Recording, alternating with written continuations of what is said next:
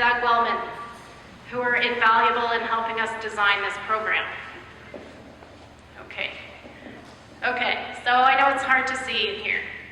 So, does everyone know where the land between is first? If you don't know, can you raise your hand? Okay, the land between is the land between the Canadian Shield and the St. Lawrence Lowlands. It extends from the Georgian Bay coastline to the Ottawa Valley, and it is called an ecotone. It's a meeting place between the Shield and St. Lawrence Lowlands, but ecotones have very high biodiversity. Oh, I don't even know what's going on with these slides. Maybe it's, hold on. I don't know, Bob.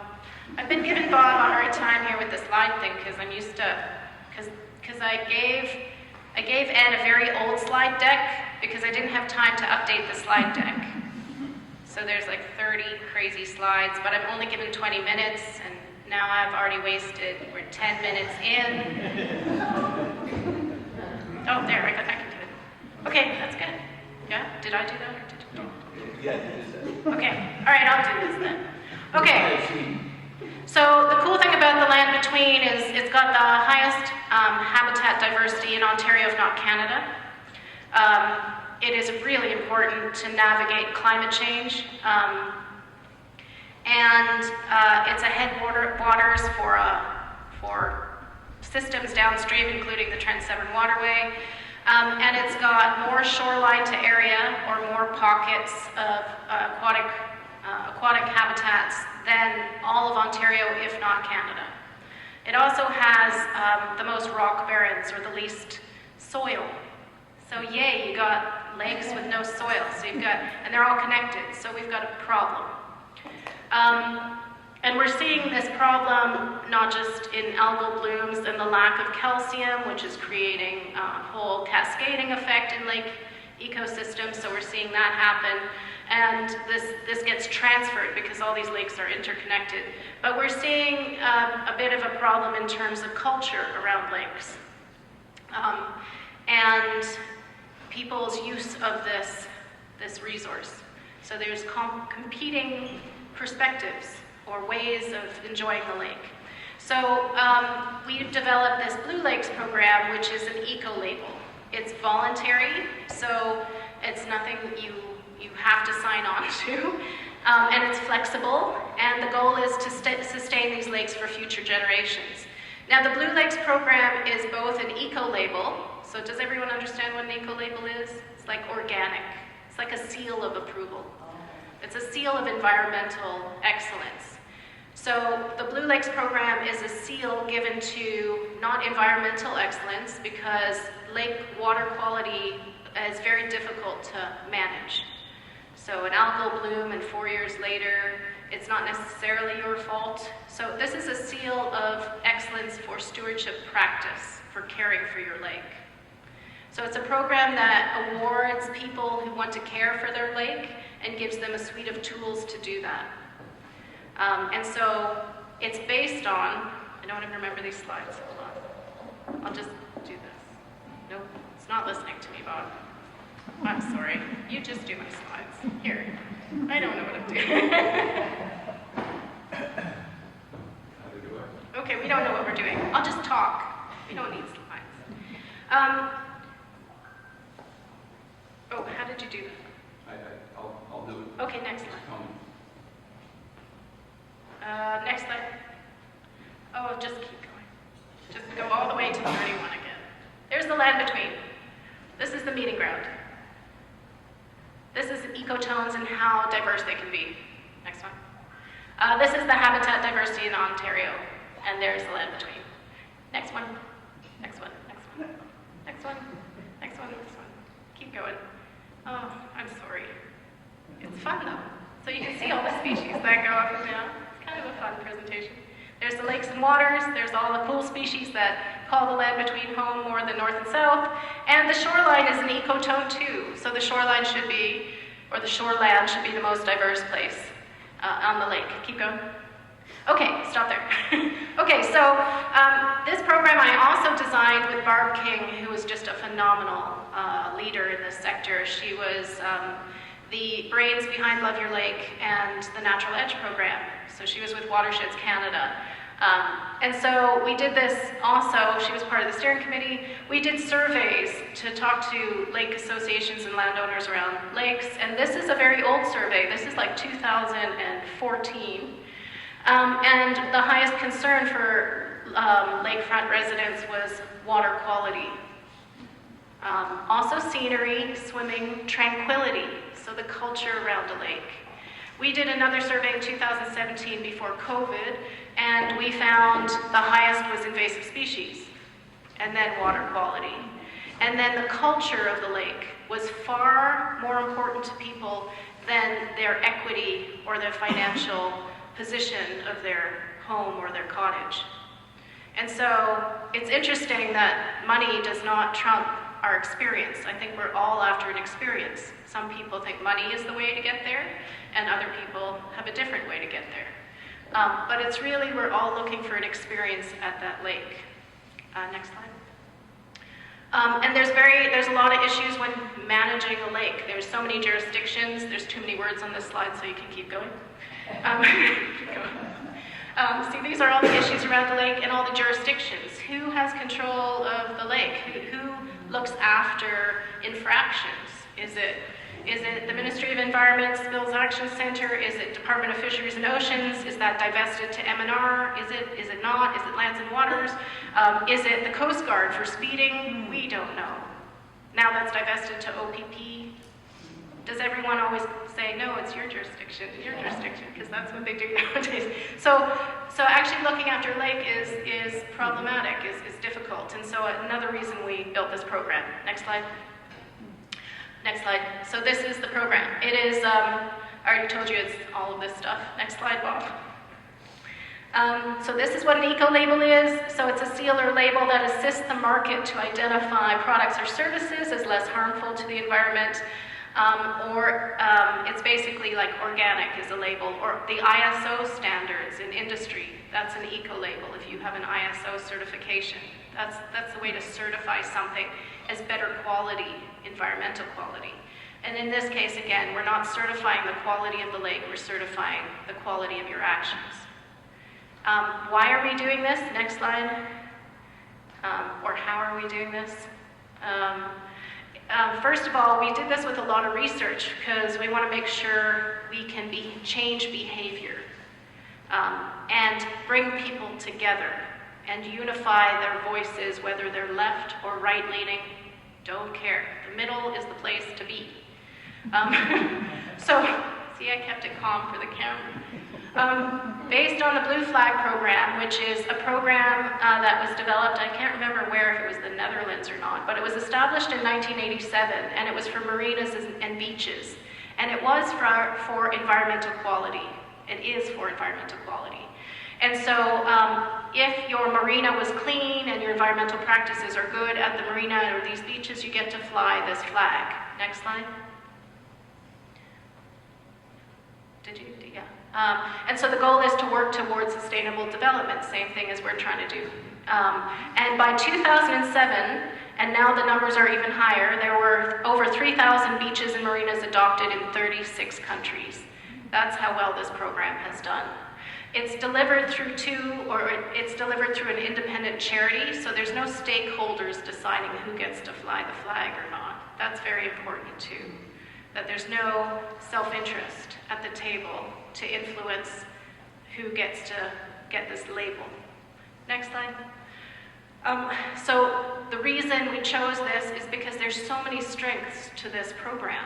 And I'm just going to read them. Even though reading's very boring and you could read, you probably can't read because this is really muted. So it's positive reinforcement. So it highlights the achievements of the winning beaches or the people's actions. There was broad participation.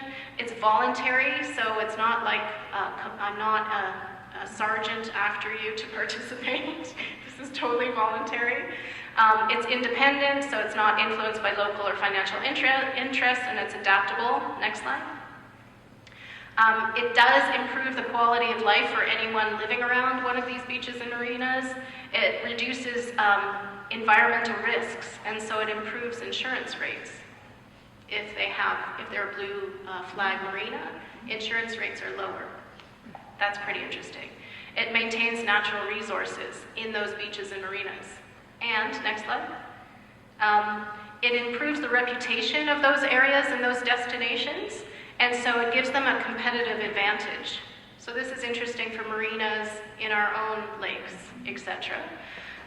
It's a better position, and this is also what was really interesting. So you have a competitive advantage, you're attractive to tourists if you're a marina or blue flag beach, but it also gave anyone participating in the Blue Flag program a larger voice at the table with governments and authorities, because they were all sort of singing from the same song sheet, and it was recognized. It's a recognized label, so it gave them power at the table, and I think nowadays that's important. And there was government support for these programs. Next slide. So the overall benefits: increased environmental condition, maintains beautiful scenery, increased property values. All the property values, including the businesses that were around these marinas and beaches, they did better. Increased economic development and increased dialogue. And it created a social norm. So everyone celebrated being part of a blue flag beach. So that's why we've developed the same thing for lakes. Next slide. And so these are outdated. Next slide. And these are changed. So we've developed, Doug and Les can maybe talk to it if you remember. Doug and Les, I don't know. But we developed 7 performance areas, or 7 categories you could take action under. These were the old ones: community science monitoring, shoreland health, nutrient management, social outreach, habitat management, invasive species, database input, and actually we also have reconciliation as another one, so they're very similar. So you create a dream board for your lake or for your property. You can participate as an individual, or you can participate as a lake association. The minimum requirements to participate is anyone who's participating and gets to fly the flag has to have a minimum of 10 feet of natural shore. That's it. And then you create a dream board, you set goals for yourself for the next year, or for your organization for the next year in the categories you choose. You only have to choose 4 out of the 7, or now 8 categories to participate in. So you choose SMART goals, you send in your goals to the committee, and then in a year we send you a score sheet or a scoreboard, and you get to score how you've done. Now, that's how simple the program is, and you get to fly the flag. We also offer funding for planting. We offer the Natural Edge program through this as well. And Lily Maud right there is busy. She's a limnologist and a fisheries biologist, and she's creating education curriculum, so you have a passport of learning. We also have really cool signs in terms of invasive species that are really behavior change oriented, that you can put up around your lake. We've got signs for rental units, etc., etc. So that's a bit about the Blue Lakes. We piloted this in 2017 before COVID, and there was so much interest. It was wonderful. And then COVID hit, and things just changed in the organization. And so now we did a soft launch last year, and we used our one lake as a flagship to test out the program, and that was Mazenal Lake near Bon Echo. And so it was really positive feedback. We also offer Eurasian milfoil mapping, like GIS, for lakes. And so we've got a lot of tools to help you succeed and fly the Blue Lakes flag. And that's a bit about the program. There you go, voluntary enrollment. It reduces risks, yep. Anything else? That was 2019. Next slide. Bugs in the mud. These are some of the programs we offer, so we'll come out and run these programs for your lake. Totally cool stuff. Design your own shoreline gardens, and that's it. And the Natural Edge. So that's a bit about the program. You want to talk a little bit about the database? Oh yeah, thank you. Am I allowed to? I've talked over time. So I was directed to keep it the front end, but I think that's a good idea. Okay. Sure. Okay, so the Blue Lakes flag program is the front end of the program. The back end is For 16 years, we have been mining data across all of the land between in terms of lake health. We now have the most comprehensive database on lake health in Ontario. We are able to model what is happening with lakes. Not all of them, because there's some lakes where we don't have enough data and we're still gathering old paper files of water columns and encouraging new data beyond the Lake Partner Program, so lake water profiles, et cetera, to import calcium, et cetera. So we've been playing with the data. We are partnered with UOIT, Dr. Andrea Kirkwood on this as well. And so we can see what's happening in terms of anoxia. So we can tell you which lakes are losing fish habitat in terms of thermocline declines, or thermocline, yes, declines, and anoxia increases. We can also model, we've modeled shoreline development against phosphorus, and we can show you correlations. We've looked at changes in vegetation cover and human footprints and how it's affecting lakes. So we're doing a ton of research. I didn't bring those slides because I was told to keep it to 15 minutes. But for the lakes that are participating, we can give you a report card for your lake. And we also have written letters on behalf of lakes to the Ministry of Natural Resources or others to help advocate for keeping certain bays natural, etc., and giving them the science to do that, to speak from the science from that platform. So the Blue Lakes database is growing. We're hoping to get an NSERC grant, and we're hoping to do a GROW grant as well to grow this program, but also grow the database. So we can actually we've looked at, say, 5 different lakes that are the same shape and the same part of the watershed. One had a lot more development, and you could see the spike in phosphorus. So we can actually see what's going on. Now, it's not that clear, of course, because lakes are very complicated. But there are some things that are more obvious than others.